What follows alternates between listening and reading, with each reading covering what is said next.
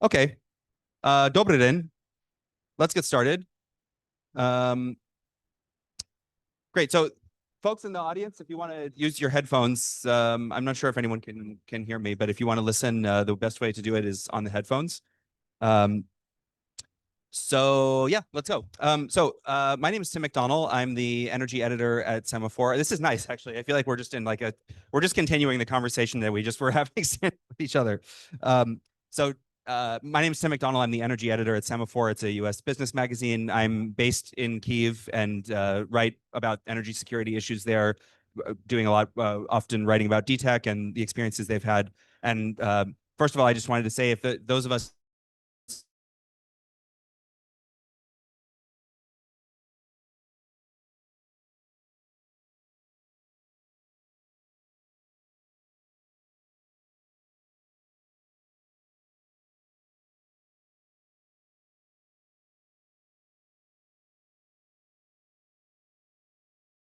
we're dealing with blackouts, we're dealing with heating cuts and having to re-engineer this energy system. I mean, I've been writing about the energy transition globally for 15 years or so, and it's challenging enough in most countries. But if you're doing it in wartime, and starting, not just transitioning, but kind of having to rebuild everything from scratch, often it's that much more challenging. So, I mean, I think what we're going to focus on today, the financial and risk aspect of this, and of course we have DTEC, we have other companies and banks and other players here who are involved in de-risking energy projects, executing them, building them, kind of really getting this work done in culture.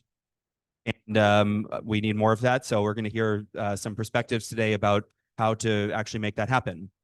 So I just want to start with Jeff, and I'll ask some questions to the panelists as we go, and if you can just introduce yourself, and just as you're starting your answer, just introduce yourself and say just very briefly what you do, and then Jeff, what I would love for you is just has had some interesting new energy projects happening recently. You have an expansion of the Tulska wind farm.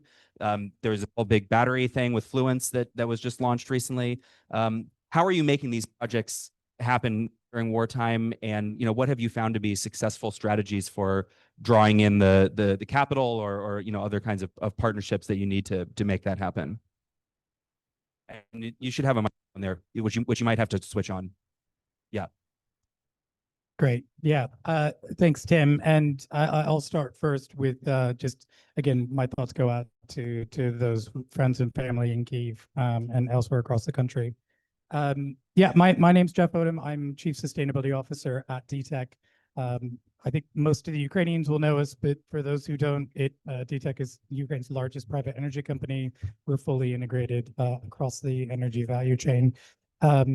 And I think, yeah, in terms of maybe setting the scene, there is, as we all know, the full invasion started in 2022. From that point, we have lost 72% of our generating capacity. And there is, I think what that highlights to us is that first, there's, in reality, we aren't going to be bringing back the major proportion of capacity. The second is that those attacks underline the fragility of a centralized fossil fuel energy system. And so the takeaway from that, and I will be honest, I mean, at the end of the day, that 72% is because of Russian destruction or occupation. But the reality from that is that what we've learned is that renewables are actually harder to hit and they're faster to fix. And that means that this kind of energy transition for us is about energy security, and it's also about national security. And also maybe to put some numbers on this, I think some people might have heard me say these numbers before, but it takes a single missile to take out 300 megawatt thermal station. You'd need around 40 missiles to do the same amount of capacity damage at a wind farm. And that really underscores that point around renewables being more resilient in a conflict zone. And I think what this highlights for us is, from a strategic perspective, is that the war is not only reducing our carbon footprint, it's shaping the way that we think about tomorrow. And so when we think about, of course, we have the short-term need to repair those stations to keep the lights on. But when we think about medium to long-term resilience, we need to be thinking about changing the energy system. And that means pivoting to renewables. So Tim, you mentioned a few of the projects already. I'm gonna zero in on the Tunguska in particular, because for that, I think the topic for today is transition finance. And I think what we found was a really great example of that is how phase 2 Tunguska happened. So Tunguska is our wind farm. We built 117 megawatts in phase 1. We wanted to build, take that up to 500 megawatts in a phase 2. And we are building phase 2 100 kilometers away from right now. And that was made possible really only because of the collaboration with Denmark. So the Danish IPO, the Export Credit Agency, they provided a 370 million guarantee to that project.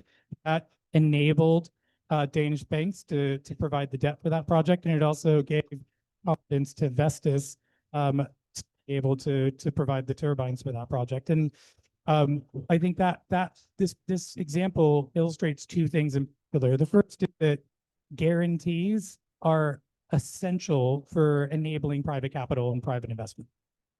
The second is that Denmark was quite clever in terms of utilizing this from a national kind of industrial strategy perspective, is that it was the Danish government enabled Danish banks and Danish companies to invest.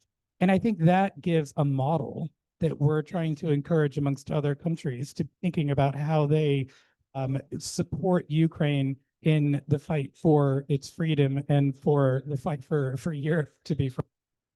Is that we need to be thinking about how we shape not just the energy transition from a decarbonization perspective, but also to be creating a more resilient energy system for the country, because that resiliency is going to be achieved through renewables. Thank you, Jeff. That's a great way to start. I would love to hear more later too about sort of how that conversation with Denmark got started, or what it took to kind of get them over the line on that. Well, it all started with relationship, really. It was the relationship between the Prime Minister of Denmark and President Zelensky. So it just highlights that how critical relationships are between world leaders, and then also the relationship between Maxim, our CEO, and Vestas. Right. Yeah. And if we could maybe just pick up, if we're going to make this a bit more conversational. Yeah. I think. And sorry, just introduce yourself too. So Nikola Воткінсон from the City UK. So we're the UK's private sector body that brings together financial and professional services. And I just wanted to build on what you were saying, because I think in addition to the initial relationships, what's really made the Danish model and other models work so well is the success of the first example. So when IFO started up, that's the trade and export agency, and of course we know them quite well. They only had a very small amount of capital to deploy. But what they learned by doing that is by deploying it, actually there were no real claims back on the money. So they were able to show that they could go and then bid for more money to start doing more ambitious projects like the one with DTEC. And I think similarly what we've seen in areas like the grain facility, which allowed the transport of shipments of grain, was when this was first put on the table as a first lost facility, 30 million euros on the table, it was considered a really high risk approach. But then what has happened is there's been very few claim drawdowns on that facility. And the cost of the actual shipments has gone from 5% of the cost of a shipment down to 0.5% and now down to 0.2%. So these projects show that you can actually do this. There's not any claims, so you prove the ability of this to work, and then it's much easier to go back to an EBRD or to other groups to get those facilities extended and expanded and moved into new areas. So I think that demonstration effect can be hugely positive, as well as the relationship. That's great. Let's just keep going down the line, and Chris, if you want to say, introduce yourself, and I would love to hear a little bit about the Octopus experience here, because this is another example of non-Ukrainian energy company that is, come into Ukraine, and what gave Octopus the confidence to move into this market, and where do you see the opportunity there? Yeah, so good morning. I'm Crіс Фіцджеральд from Octopus Energy, which is a clean tech company based in the UK that was founded 10 years ago and is now the largest supplier of energy to households in the UK, and we operate in 7 other countries as retailers. I think the direct answer to the question, what gives you the confidence? I think actually, rather than looking at the risks first, our CEO, Greg Jackson, was talking to the CEO of DTEC and saw the opportunities, because I think Greg was motivated to launch a project with DTEC in part because of a debt of gratitude for actually what frontline energy workers are doing to keep the country's lights on, but also because being able to excel in that context means that when the war is over, Ukraine's going to have the best technicians in the world, right? And we think that we've got some of the best technology in the world. And we wanted to do something good in Ukraine. And where we saw the opportunity, and where governments, the UK government, the Ukrainian government, IFIs, encouraged us to look, was how can you reduce the cost of energy for commercial industrial sites? If you want to build back greener, if you want to create a sustainable and resilient and secure energy system, then actually you're going to have to do what Ukraine's already started doing, which is building out solar and batteries. And that's exactly what we're doing. And we're seeking to, at the moment, commercial sites have 2 to 2.5 times more expensive energy than households. And we are trying to install battery and solar behind the meter on those sites. That's DTEC's expertise. We're bringing the technology that optimizes that. And that allows us to reduce the energy that's produced from renewables by about 20%.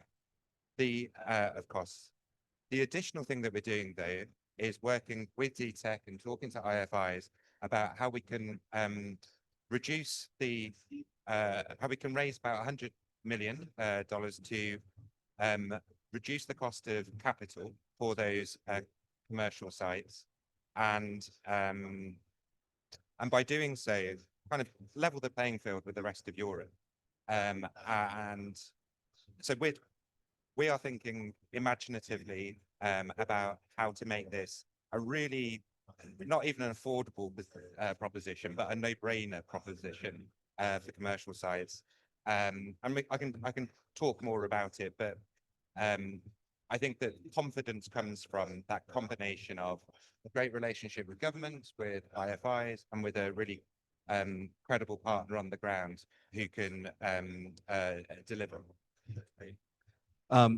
Yeah, let's just keep moving right down the line. And yeah, so I mean, Marsh McLennan obviously kind of helping on the insurance side of this, and helping to find ways of de-risking. Just introduce yourself, but say a little bit about sort of what you've been working on in this space. Emmy Barns. I'm work for Marsh, a very large risk and insurance broker, and I have the privilege of having 2 jobs. I both lead on climate and sustainability strategy, and I lead our energy and power business globally. And this brings together both of those themes.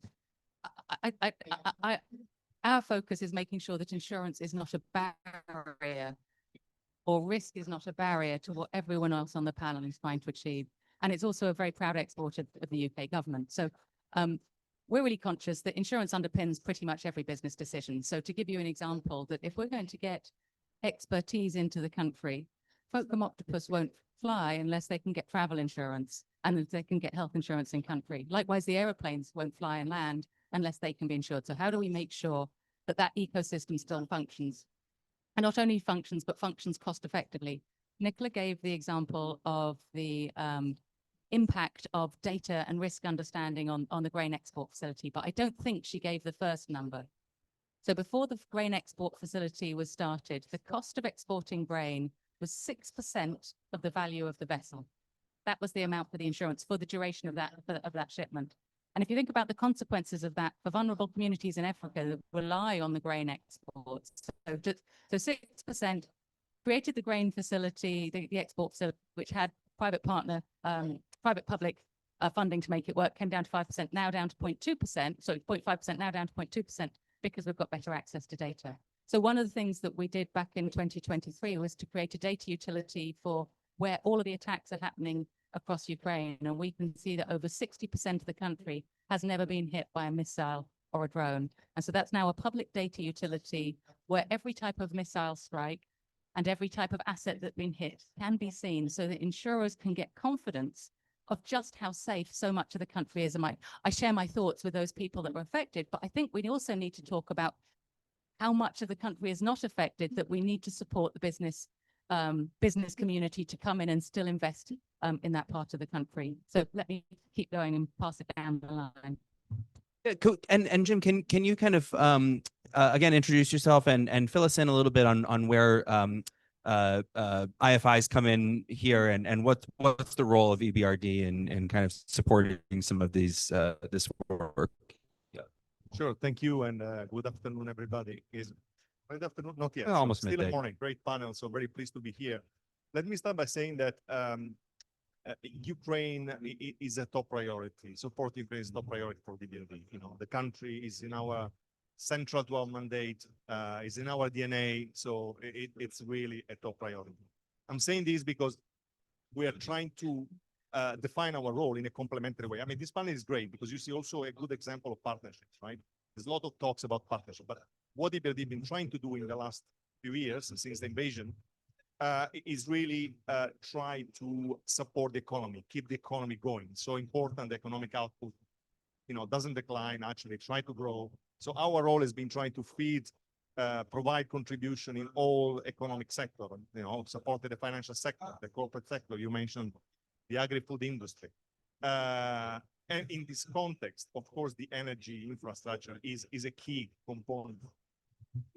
Since the start of the invasion, we provided 3.6 billion, I believe, of finance in the energy sector, mostly through our loans, but also through the generous contribution of international donors that provide a guarantee to allow us, EBRD, but also other FIs, to contribute to address the situation. And we worked across a wide range of interventions, providing, you know, working capital to keep the energy companies going. We provided capex for reconstruction and rehabilitation, for example, of hydropower assets that are very critical in the energy balance. And we're also been financing both via equity and also loans the renewable energy sector. So we see our role as really trying to support the economy going across the spectrum. So, and we're trying to have an holistic approach in collaboration with several partners. So there is an element of complementarity that is very, very important to preserve, because we need to have efficient use of capital to support Ukraine. Maybe before I stop, and I will come back on this point later, talking about renewable energy, Jeff mentioned, you know, the critical role of renewable energy because resilience in the fossil fuel of the renewable energy sector. And the structural problems, I think, has at least two dimensions, probably more. One is that at the moment there is no support scheme in Ukraine that can give confidence to investors in the long term. And the second is the volatility in the day-ahead market that, of course, makes very difficult for investors to come in. And there is a third element that, you know, we don't see yet enough aggregation of demand that allow, you know, long-term offtake agreements that then will facilitate IFIs and commercial money to come to renewable energy projects. So we're looking at that problem both from a commercial perspective, but also from a policy perspective. So I'm happy, perhaps the second round, to touch upon what we are trying to do. Well, actually, I would love to. Maybe we can mix the order up, but I'll just ask a follow-up question about that. So, I mean, when you look, you came to this policy point at the end, and sort of, what sort of policy mechanisms are needed to improve investor confidence or get more money flowing into this sector? What would be most helpful from Ukrainian policy point of view to unlock or make this a little bit easier to invest? Yeah. So I can tell you a program we are working on. We are in the process of launching, hopefully very soon. I think it's now called Ramp Up, but the original name was Risk Mitigation Mechanism, which is perhaps not so Not as sexy, yeah. Tells the story, what it is, and it's something we are doing in cooperation with a number of donors, including primarily the EU, but also with the World Bank and the IFC. And it has two pillars. There is a kind of a market support pillar. So the idea is to provide price stability for investors. So it's an incentive mechanism for renewable energy investors that gives a guarantee of the price in the medium long term and allow them to make an investment decision, us to make the financial decisions. So that's something that is working, is going to work on the back of a very substantial contribution from the European Union. But then there is a second pillar, because of course these instruments are good to the extent the money is available, but then you need to create a long-term stability in the market. And then you can do this only through regulatory interventions. So the idea is also to work with the government to introduce more stable price kind of expectations. And so the work is going to be on renewable energy auctions, is going to be on creating the capacity for the government, for Ministry of Energy, to introduce capacity at scale and more rapidly by creating these market-based mechanisms. Yeah, go ahead, Nikola. I just wanted to jump in and call out this program because I think it's a fantastic example of collaboration. So through the work that we did, there's something called the Ukraine Business Advisory Council that brings together commercial minds from across all the donor countries. And one of the issues it looked at was how do we get more renewable energy into Ukraine? And we're very project commercially focused. So we got 7 companies that were trying to set up wind or solar farms in Ukraine, not attached to corporates, but just as farms. And we asked them, what's the problem? And we were expecting things like planning approvals, ability to get equipment in, lack of trained staff, all of this. These were issues, but they'd solved for all of those. The one thing they couldn't solve for was what in our language we would call a power purchasing agreement, a long-term fixed price for the cost of the power that would be bought by the energy company in Ukraine, or that would allow them to get a bankable study that they could take for financing.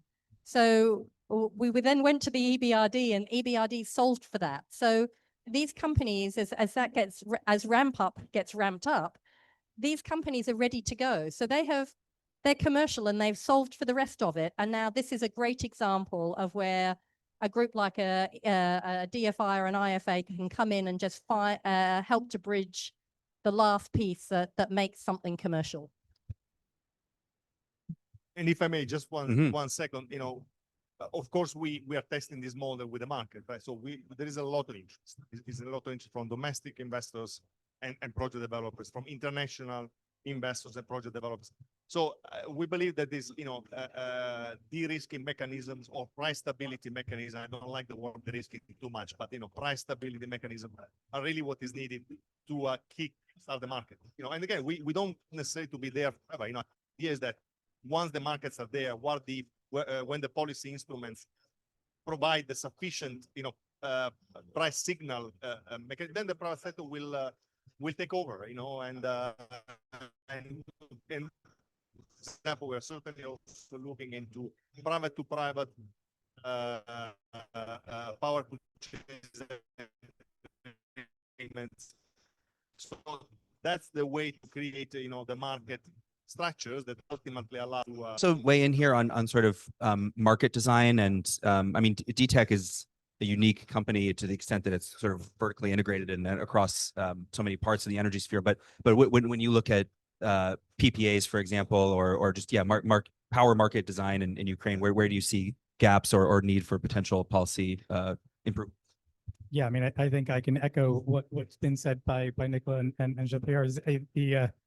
The lack of PPAs is the challenge.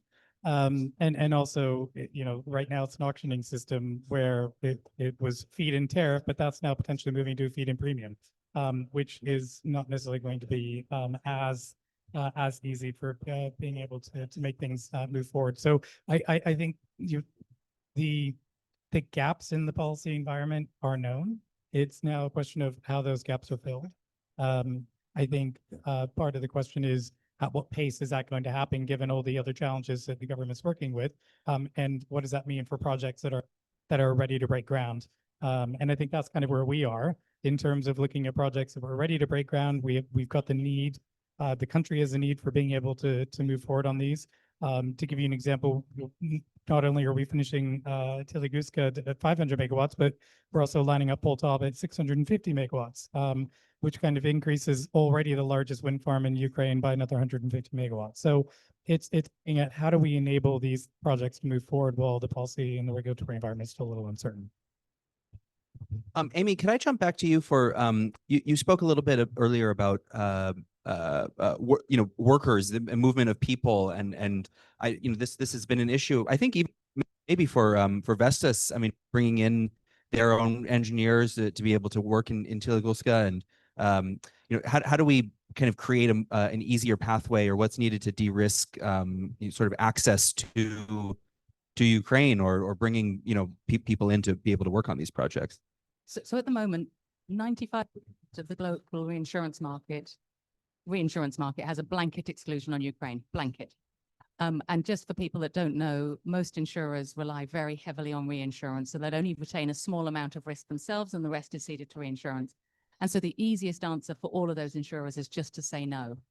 So how do we change the reinsurance mindset? So I know your question was specifically about people, but this applies equally to assets. We need that reinsurance community to understand the risks. We need them to step up and deploy some of their net capital there. We need the insurers to take net capacity. We are going to need some public sector for the first loss, and we've heard some first loss examples. But we also need the data transparency, which is why we need that data utility to be there. Because I think it was Nikola that was saying that the more data that we have and the more examples that we have, people are building their confidence in the risk management that's on the ground. And so rather going to the easy sort of computer says no reinsurance, Ukraine's a blanket no, can we start to eat the elephant slowly and say, okay, look, there's a big chunk of Ukraine that is okay, and then there's no bit that's less okay, but maybe we can work with, rather than having these blanket decisions. So that's work that we're very actively doing, trying to align global reinsurers to make sure that the capacity is there, not just for people, but for assets. Go ahead. Yeah, Jeff. Yeah, thanks. I just wanted to build on that and also add a perspective. So we had a panel earlier this week with Vestas, and they gave the example that it's also by getting there, by having their engineers already working in the country, what they learned was through lived experience that of an understanding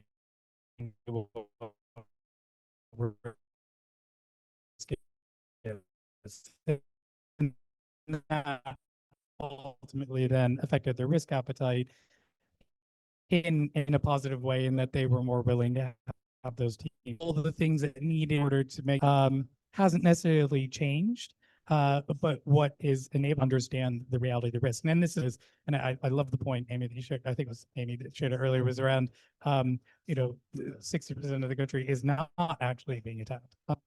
And that's an important. Now, Tunguska, for example, is 100 kilometers away from the front line. I'll compare this with my own experience. 100 kilometers away from the front line, but it's also divided by a river, right? For those of us who have gone to the east of the country to the coal mining area, you're as close to the front line, but there's no river separating you. So it's just having that kind of examples of where the projects are located, the data and the information in terms of what that means in terms of physical risk, that is, I would like to think that is going to then give the insurance community that understanding in terms of how to account for that, so that they're more likely to be able to provide the coverage. So we've just finished an insurance task force. So in March this year, we had a meeting of over 50 different insurers, including some of the reinsurers, somewhat reluctantly participating, I might say.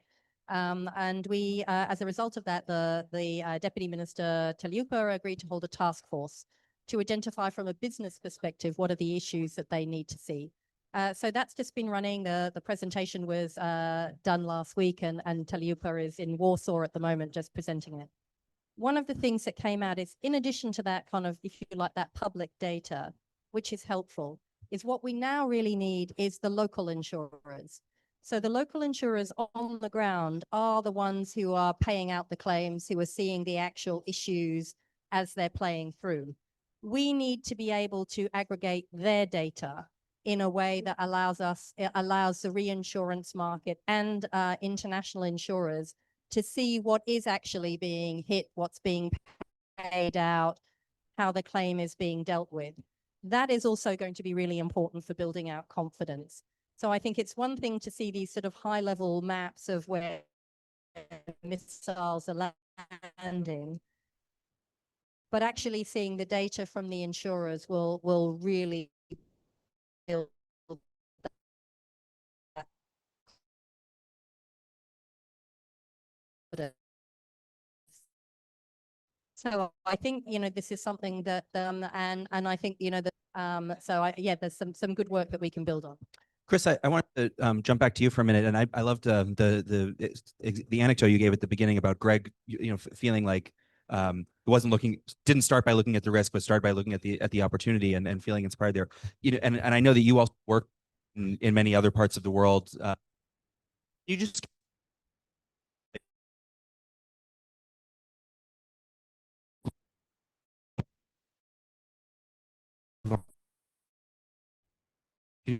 is this working? Can you hear me okay? Just to give a bit more global perspective on Octopus kind of see Ukraine fitting into it, and you know, are there lessons that you have either looked in Ukraine that you're taking into other markets, or vice versa, or you kind of, you know, situate this in the global context a bit for us? Yeah, thanks. It's a great question. So,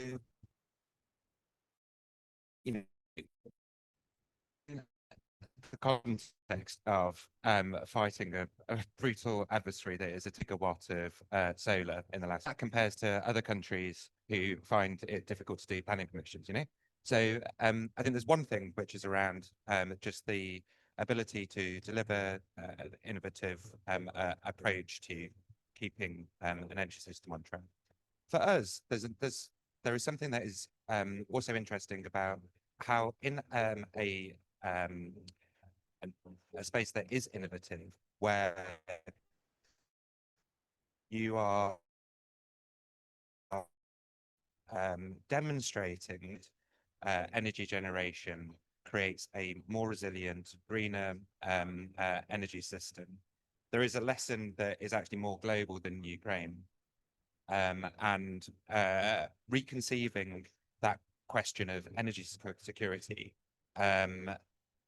rather than about security of supply, and actually about the security that distributed energy generation can bring to a system, I think is really essential. And that is part of the global conversation about, do you want to be an electro state, or do you want to be a petro state? So I think that's part of the sort of the strategic thing. And then for Octopus particularly, I think being able to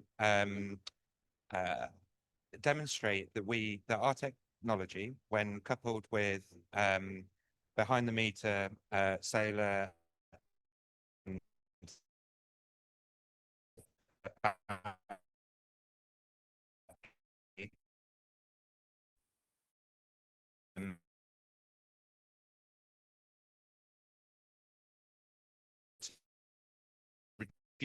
energy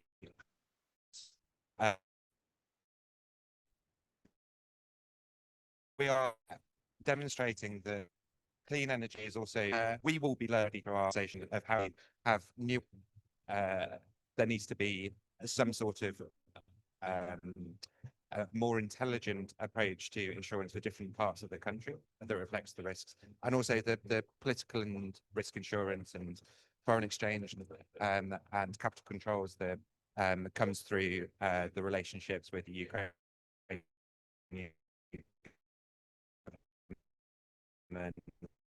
the investment framework, IFIs. One more question back to you. So in this the portfolio of projects that EBRD has supported in Ukraine, I wonder if you could say a bit about where you see we've been talking a lot about the kind of security advantages of clean energy, of renewables. Of course, Ukraine also does still need gas and some coal, and there's other things in the mix. How do you make decisions about the sort of fossil versus renewable balance that's needed, and where you see the need for more investment in the gas sector or in fossil fuels? And I'm also curious if there's ever a tension there with Europe's own climate targets and sort of how you make decisions around reinvesting in the fossil fuel sector in Ukraine because it's needed, while at the same time we're sort of talking about just transition in Europe, and there's that kind of broader context. Thank you. Again, another great question. We probably will deserve an entire, to address. But let me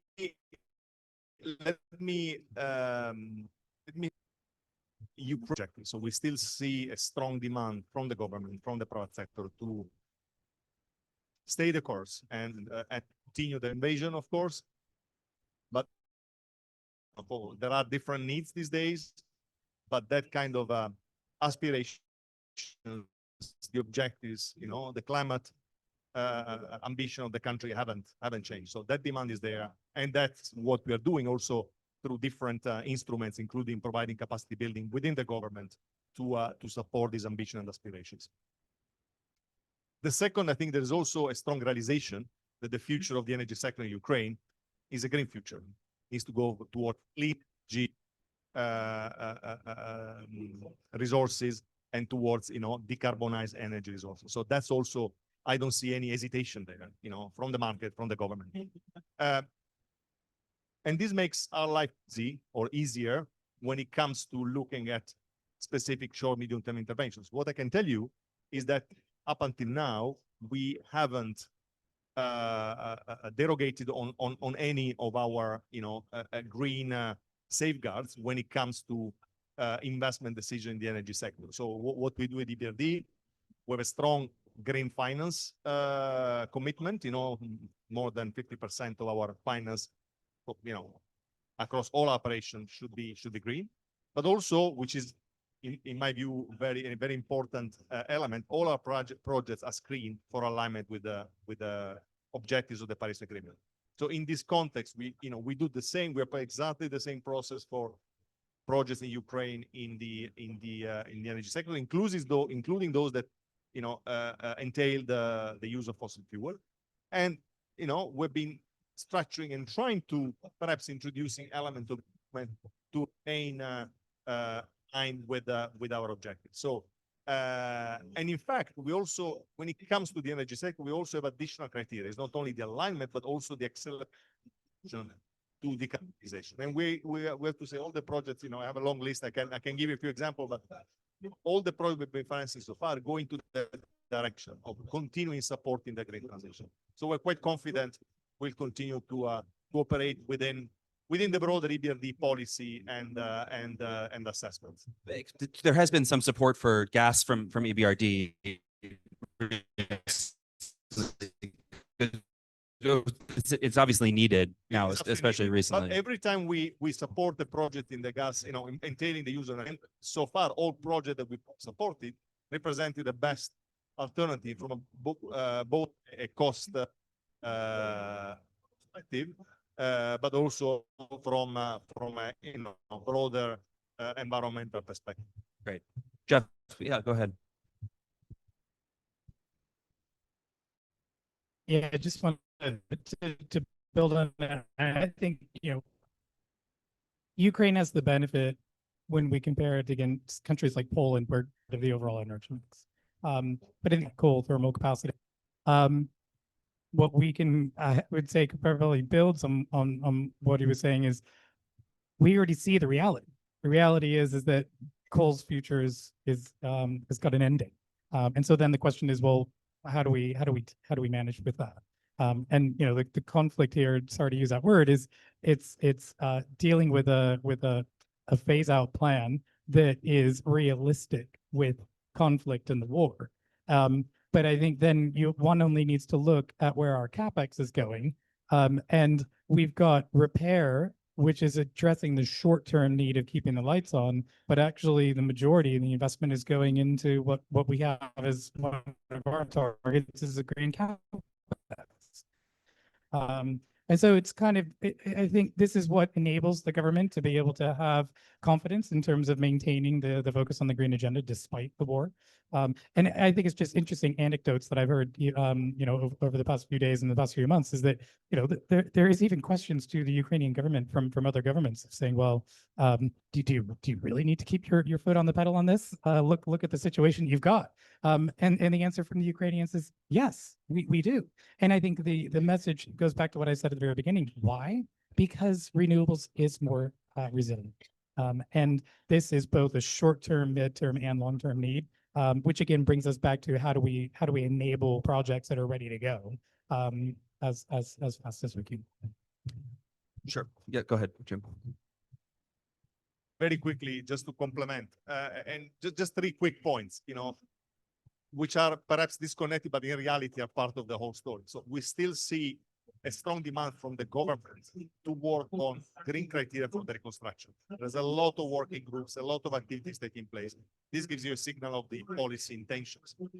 Second, DPRD will still continue financing energy efficiency projects in the real economy sectors, in industry, in the agri-food sector. And there is an appetite for financial innovation. We last year, I believe, in 2024, we financed a startup which is a large integrated, food companies with a sustainability linked loans with KPIs associated to land use management, water utilization, waste recycling. So just to say that the demand is there and all the leading companies have they haven't changed their perspective when it comes to the green transition. It's great. In the time we have left, I mean, of course, the big news from the last week is there's been this wide-ranging corruption scandal in Ukraine unfolding in the energy sector, and it's investigation by NABU of Energo. We had 2 of the week. We don't need to know about it. One thing because we're talking about risk and investability, of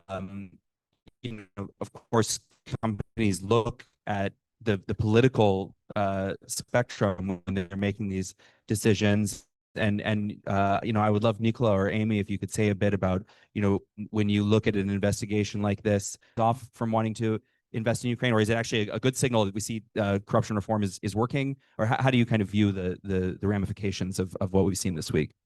Yeah, thank you. And look, I think these are serious issues. So and it's good that we actually talk about them. So I think, one thing is that, when you see these scandals coming to light, what you see is the benefit of transparency. So if you are going to try and drive change and have a much more open and transparent system, then you are going to have to expect that there will be moments like this where bad things come and are exposed. So I think it's encouraging to see the anti-corruption movement. It needs to be quick. It needs to be decisive. And we hope that will happen. But more broadly, I think the work, all of the UK-based companies in financial and professional services to really work alongside Ukraine to create the right business environment for investment. Everything we do is about driving private sector investment into Ukraine. And the analogy I always give is that when you all walk into an airport, what do you look at? You look at the nice building that you walked into. Maybe you look at the duty-free shops. Maybe you look where you're going to get your beer or your coffee. Very few people spend time looking at the runway. But that's what we need to have. We need to have an effective runway so that all the planes can land. And that's the bit that we're building in partnership with the Ukrainian regulators, in partnership with the officials. So we need things like better investor protection. We need clear international dispute companies to be confident that when they come into the market, that they can actually have the protection that they need.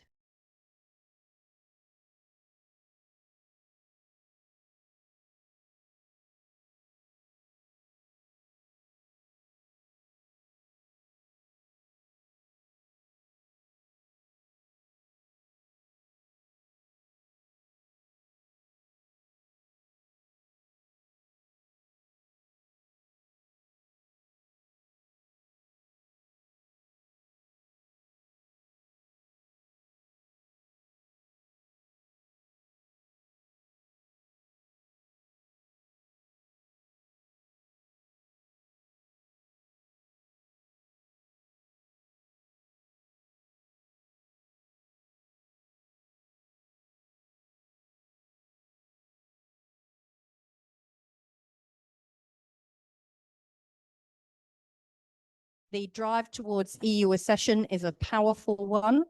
And I think we definitely, from the UK, work very closely on that journey.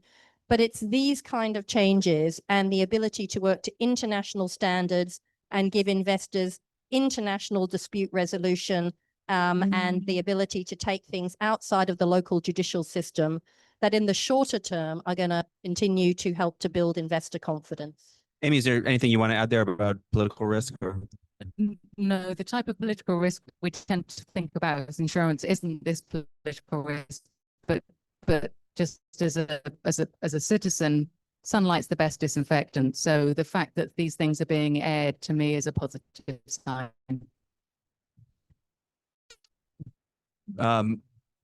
Before we start to wrap it up, if there are any questions from the audience, because I could also take a couple too. Sorry, I think maybe you were interested in. I remember you said before you were maybe interested in asking one, so go ahead. Yeah. Well, it's a great panel and great to hear from everybody here. So, would love to hear your thoughts. And do introduce yourself too, please. So Ted Cromdiller with Capturian. So I've been in Ukraine for about 6 months. Would love to hear your thoughts about the Eco Industrial Park setup and what that does to de-risk investment or incentivize investment from project perspective and from a finance perspective.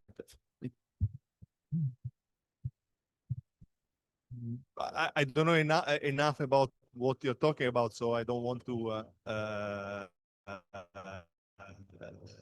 What I'm trying to say, we have an experience in Ukraine in supporting green startups. We supported an organization called Green Incubator with actually funding from the EU, and this has been an incredible journey of getting new companies coming up in the green market, offering all sorts of products and new components. So we see a very fertile that this experience also can contribute with the initiative you're talking about. I may just add, I don't know your specific tech cluster, but the tech parks and the eco-tech parks themselves, one of the real benefits they offer is really streamlined approvals. So you go onto the land, you know that the facilities that you need for your project are there, the power, the water, the connectivity. You know that you've got a clear buy-in from the local government who's going to help with your project approvals. And in a market like Ukraine, where that is not always entirely easy for an outsider to understand, where a lot of that is still quite opaque, these tech parks are brilliant because they give investors the confidence to go to a particular location and know they can get started. So that's something that we work on very closely together with Ukraine Invest and the regional investment agencies to give that investor certainty, because predictability is something that investors really like. So I think they're great initiatives. Any other thoughts from the audience? Okay, well, I mean, I guess maybe just to give Jeff the last word, is there anything else, Jeff, you mentioned the new project in Poltava. I would love to just kind of know what else is on the horizon for DTEC's, new projects we should be watching for. What else is kind of coming up next for you guys? I think that's the big one. But I think the other one that's worth mentioning is the partnership with Octopus. I mean, we as a energy company that's building large infrastructure projects, those are important projects. But energy is, the future of energy is also distributed. And as Chris mentioned, a gigawatt in on-site solar in the last year. Ukraine, if I remember the numbers correctly, I think has a target for 2030 of 4 gigawatts of on-site solar. And that's only going to be achieved through being able to build that. But that's only going to be those projects are only going to happen if businesses can afford the kit.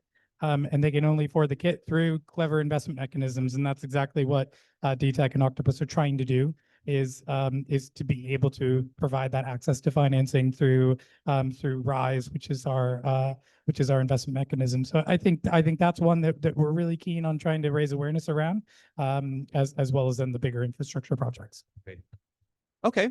Great. Well, I think we're pretty much at time. So I want to thank all of our panelists. It's a super interesting conversation, and it's really heartening to hear how much thought and effort and time is being put into solving all of these challenges. And we hope we can do it more quickly, even so that we can keep the lights on this winter, because of course we're already having these crazy blackouts happening now. So it's all very urgent. So thank you all very much for your time, Jaku, Duja, and let's wrap it up. And you can give us a round of applause. Thank you.